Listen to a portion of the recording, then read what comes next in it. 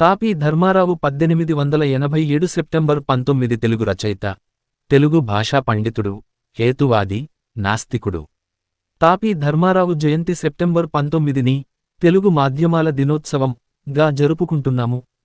తాతాజీ గారి అసలు పేరు బండారు ధర్మారావు నాయుడు. ఈయన పూర్వీకులు సైన్యంలో పనిచేశారు. బండారు వంశంలోని లక్ష్మణ అనే వ్యక్తి సైనికోద్యోగం నుండి తిరిగి వచ్చి తాపీ పనిలో స్థిరపడ్డాడు. అందరూ ఆయనను తాపీ లక్ష్మయ్య అని పిలుస్తూ ఉండేవారు. ఆయనకు ఒక కొడుకు, లక్ష్మయ్యకి అప్పన్న అని మనవడు పుట్టాక కొడుకు, కోడలు ఇద్దరూ మరణించారు. దాంతో అప్పన్న శ్రీకాకుళంలో లక్ష్మణ దగ్గరే పెరిగాడు. లక్ష్మణకు మనవడిని బాగా చదివించాలనే కోరిక. కాని అప్పన్నకు 5 సంవత్సరాల వయసులోనే లక్ష్మణ కూడా మరణించాడు. దాంతో అప్పన్న పోషణ భారమంతా లక్ష్మయ్య భార్యమీద పడింది. అప్పన్నను బళ్ళో చేర్చినప్పుడు తాపీ లక్ష్మయ్య మనవడు అప్పన్న అని రాశారు. అప్పుడే అతని అసలు ఇంటి పేరైన బండారు మరుగున పడి తాపీ అని మారిపోయింది. అప్పన్న శ్రీకాకుళంలో మెట్రిక్ పూర్తి చేసి మద్రాసులో వైద్య విద్యను అభ్యసించాడు. అప్పన్న మంచి తెలివితేటలతో డాక్టరు పరీక్షలో ఉత్తీర్ణుడై శ్రీకాకుళానికి తిరిగి వచ్చారు. అప్పన్న భార్య నరసమ్మ. ఈ దంపతులకు 3 కొడుకులు, 2 కూతుర్లు కలిసి మొత్తం 5 మంది సంతానం. వీరిలో రెండవ వాడు ధర్మారావు. ధర్మారావు 1887 సంవత్సరంలో సెప్టెంబర్ 19న ప్రస్తుతం ఒరిస్సాలో ఉన్న బెర్హంపూరు బరంపురం జన్మించాడు. ఈయనను చిన్నప్పుడు ఢిల్లీరావని కూడా పిలిచేవారు. ఈయన ప్రాథమిక విద్యను విజయనగరం రిప్పన్ స్కూల్లో చదివారు. చిన్నప్పుడు గణితం బాగా చదివేవాడు. మెట్రిక్యులేషన్ విజయవాడలో, పర్లాకిమిడిలో FA వరకు చదువుకొని మద్రాసులోని పచ్చయప్ప కళాశాలలో చేరారు. పర్లాకిమిడిలో చదివే రోజులలో వ్యవహారిక భాషావేత్త అయిన గిడుగు రామ్మూర్తి ఈయనకు గురువు. కల్లికోట రాజావారి కళాశాలలో గణిత ఉపాధ్యాయులుగా పనిచేశారు. 1910 ప్రాంతంలో కొందరు మిత్రులతో కలిసి బరంపురంలో వేగుచుక్క గ్రంథమాలను స్థాపించారు. మిత్రులతో కలిసి ఒక సంఘంగా ఏర్పడి అభ్యుదయవాదం, ప్రజా సమస్యలపై చర్చలు చేసేవారు. కొద్దిగా చిత్రకళ కూడా నేర్చుకున్న ధర్మారావు మిత్రులు వేసే నాటకాలకు రచన, నిర్వహణ, వేషధారణ మొదలైన పనులన్నీ చేసేవారు. మ్యాజిక్ కూడా నేర్చుకుని అప్పుడప్పుడూ ప్రదర్శించేవారు. అమిత బలశాలిగా పేరుగాంచిన కోడి రామ్మూర్తి నాయుడు ఈయనకు వ్యాయామ పంతులు. ధర్మారావుకు 1904లో దూరపు బంధువు అయిన అన్నపూర్ణమ్మతో వివాహం జరిగింది. అప్పటికి ఆయన మెట్రిక్ ఉత్తీర్ణుడయ్యారు. తర్వాత FA చదవడానికి పర్లాకిమిడి వెళ్లారు. అది రాజా గారి పోషణలో నడుస్తున్న కళాశాల. అక్కడే గిడుగు రామ్మూర్తి పంతులు చరిత్ర బోధించేవారు.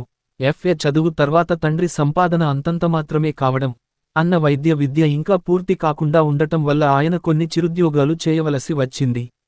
1906లో 1 సంవత్సరం పాటు టెక్కలి, బరంపురంలో ఉపాధ్యాయుడిగా పనిచేశారు. ఆర్థిక పరిస్థితి కొంచెం మెరుగయ్యాక రాజమహేంద్రవరంలో చేరడానికి వెళ్లారు. కాని అప్పుడే మద్రాసు నుంచి పచ్చయప్ప కళాశాలలో సీటు వచ్చిందని తండ్రి తెలియజేయగా మిత్రుల సలహా మేరకు మద్రాసు వెళ్లడానికే నిశ్చయించుకున్నారు. అక్కడ నుంచి 1909లో BA ప్రథమ శ్రేణిలో ఉత్తీర్ణుడయ్యారు. మద్రాసు విద్యార్థి దశలో ఉన్నప్పుడే తమిళ సాహిత్యంపై ఆసక్తి పెంచుకుని శిలప్పధికారం, మణిమేఖలై, కంబ రామాయణం లాంటి పుస్తకాలు అధ్యయనం చేశారు. పత్రికారంగంలో లబ్ధప్రతిష్ఠులైన నార్ల వెంకటేశ్వరరావు తాపీ ధర్మారావు శిష్యులు. ఇతని తొలి రచన 1911లో ఆంధ్రులకొక మనవి అనే పేరుతో వెలువడింది. పత్రికా నిర్వహణలో ఇతనికి మంచి పేరు ఉంది. కొండెగాడు, సమదర్శిని, జనవాణి, కాగడా మొదలైన పత్రికలు ఇతని ప్రతిభకు నిదర్శనాలు. తాపీ ధర్మారావు 1973 మే 8న మరణించారు. తెలుగు సినిమా దర్శకులు తాపీ చాణక్య తాపీ ధర్మారావు గారి కుమారుడు. జీవితంలో ముఖ్య ఘట్టాలు: 1887 సెప్టెంబర్ 19 జననం గంజాం జిల్లా, బరంపురం. 1903 మెట్రిక్ పరీక్షకెళ్లే యత్నం విఫలం. 1904 మెట్రిక్ పరీక్షలో మొదటి శ్రేణిలో కృతార్థత విజయనగరం. 1904 గురజాడను సుదూరంగా దర్శించడం. 1904 FA పర్లాకిమిడి రాజా కళాశాలలో ప్రవేశం. పర్లాకిమిడి.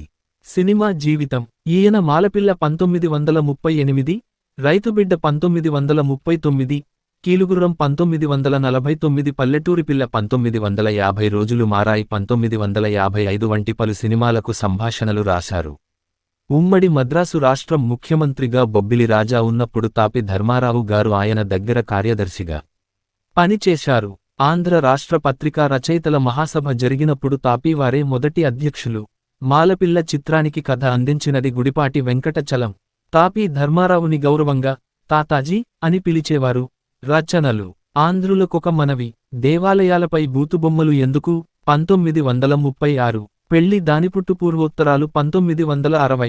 ఇనుప కచ్చడాలు, సాహిత్య మర్మరాలు, రాలు రప్పలు, మబ్బు తెరలు, పాతపాళి, కొత్తపాళి, ఆలిండియా అడుక్కు తినేవాళ్ల మహాసభ, విజయవిలాసం వ్యాఖ్య, అక్షరశారద ప్రశంస, హృదయోల్లాసము, భావప్రకాశిక, నల్లిపై కారుణ్యము, విలాసార్జునీయము, ఘంటాన్యాయము, అనాకెరినీన, ద్యోయానము, భిక్షాపాత్రము, ఆంధ్రతేజము, తప్తాశ్రుకణము, పురస్కారములు. శృంగేరి పీఠాధిపతులు జగద్గురు చంద్రశేఖర భారతీ శంకరాచార్యుల వారి నుండి 1926లో ఆంధ్రవిశారద బిరుదు.